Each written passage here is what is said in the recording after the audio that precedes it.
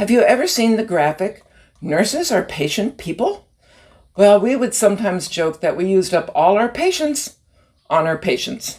I'm Joanne Smith, and welcome. Have you ever experienced that?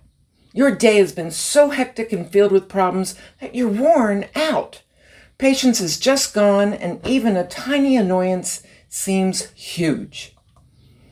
I had assumed the Scarlett O'Hara approach of, "After all, tomorrow is another day," was procrastination, yet others saw it as her persistence, sense of optimism, and patience. Could that be a way of stepping back, taking a break, letting our minds drift to find solutions that we need to solve the problems? Years ago, I bought a beautiful blue Firebird. I joked I just had to have it because that blue matched my daughter's eyes. I enjoyed driving it, but it had this annoying sporadic problem. The engine sometimes died at a stoplight. No sputter, no hesitation, just died. And sometimes it didn't immediately start again, and those folks honking their horns really were not helpful at all. Back to the dealer I went, and not so surprisingly, every time one of the mechanics took it home at night and drove it 100 miles or so, all had the same response: "There's no problem, lady." The fifth time I took it back, I told the head mechanic, "This is the last time. If it isn't fixed this time, I will paint it yellow, park it on the street with a sign that says, 'I bought this lemon here, and I can feed that meter all day long.'" "Oh, you can't do that, lady." My response? "Wanna bet?"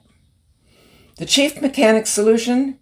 He gave it to the brand new mechanic, who opened the manual and patiently went step by step, and the pretty blue Firebird never stalled at a stoplight again.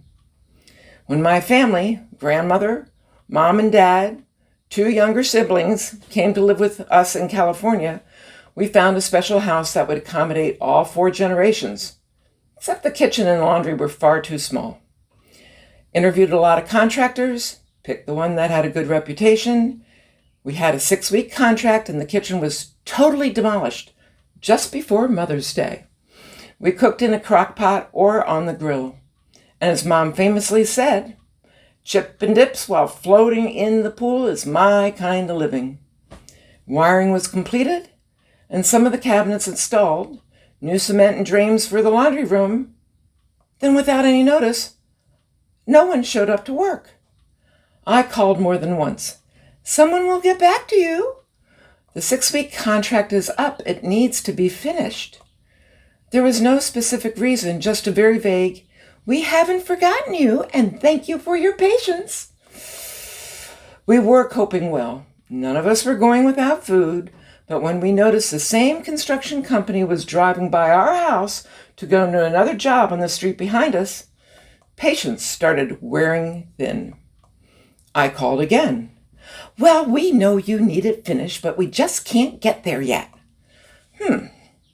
I thought back to how the mechanic had paid attention to the promise of a sign in front of their showcase. So I made a sign. "We have a 6-week contract. This is now week 10, and placed it in the front yard next to the contractor's sign. He slowed down, read the sign, came onto the yard, pulled it out of the ground, and put it in the back of his truck and drove off. Next 2 days, he found another sign next to his sign, same wording.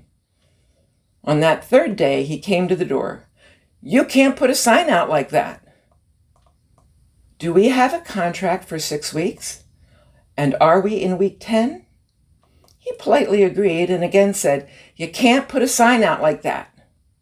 My response? If you want the sign to come down, then the workers need to be here tomorrow. And if you miss even 1 day, the signs will go up and stay up. We had a worker show up every day, and sometimes a second one is needed. Did it feel like the contractor was purposely dragging it out? Yes, but every day there was progress, and that was okay. The remodel only took from just before Mother's Day to Labor Day. We were glad we'd had done the remodel. Sometimes patience needs a nudge. I'm Joe, your encourager. Not every delay requires a battle, but sometimes patience and accountability need to travel together. Week 10's coming up, and we'll look at what are we actually responsible for.